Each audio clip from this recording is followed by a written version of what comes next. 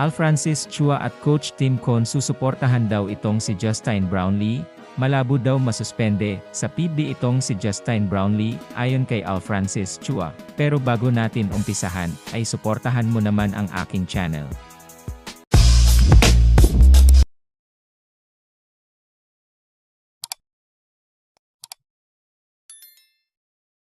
Maingay nga ngayon ang usap-usapan patungkol dito sa issue ni kabayan Justine Brownlee sa pagka-positive niya sa doping test, at posible nga itong maban sa lahat ng sangay ng FIBA, at maaari ding maban sa PB ng 2 taon. Inihahanda na nga ni kabayan Justine Brownlee ang lahat ng medical documents na nagpapatunay na siya ay malinis, at walang nilalabag na anumang rules pagdating sa paglalaro ng basketball. Hindi nga daw siya makapaniwala sa naging resulta ng doping test.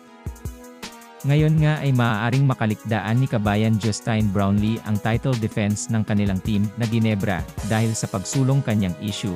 At sana nga ay maging maayos ang resulta ng kanyang kinakaharap na issue.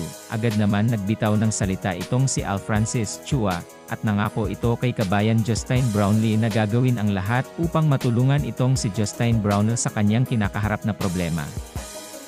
Maging si Coach Tim Con ay nakasuporta din dito kay Justine Brownlee.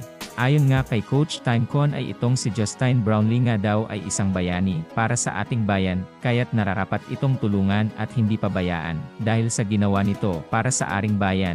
Ayon sa mga basketball expert at PBA coaches, ay talagang napaka-humble nitong si Justine Brownlee at napaka-masunurin. At buong puso itong naglalaro ng basketball kung kaya't malabo nga daw nilang paniwalaan ang nangyari sa kanya. Dapat nga daw gawin sa Amerika o sa Pilipinas ang gaganaping medical test dito kay kabayan Justine Brownlee, dahil kung sa China daw ito magaganap ay maaari daw itong mapaikot ng China at madehado sila sa resulta ng magiging test kay Justine Brownlee. Ayon naman sa SBP ay patuloy nilang tutukan ang issue na ito at lahat nga daw ng pwede nilang itulong dito para kay Justine Brownlee ay gagawin nila. Dahil malaking kawalan nga itong si Justine Brownlee para sa ating national team na Gilas. Kasalukuyan ngang naghahanda itong si Justine Brownlee ng kanyang apela para sa kanyang kinakaharap na problema. Naway ipagdasal natin siya ay patuloy natin siyang suportahan. Sa tingin nyo mga kaibigan, dapat ba talaga natulungan itong si kabayan Justine Brownlee o dapat itong maban sa FIBA at sa PBA? Paki-comment naman ang inyong opinyon.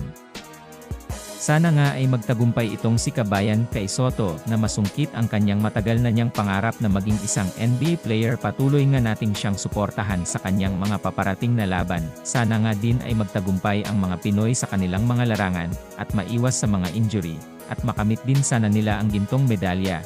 Proud na proud kami sa inyo. Patuloy nga nating suportahan ang mga kababayan nating naglalaro ngayon sa iba't ibang dako ng bansa. Maraming salamat sa panonood ng aking video. Kung nagustuhan mo ang aking video, ay huwag kakalimutang like and subscribe. At huwag mo na din kakalimutang pindutin ang notification button upang updated ka sa aking mga video.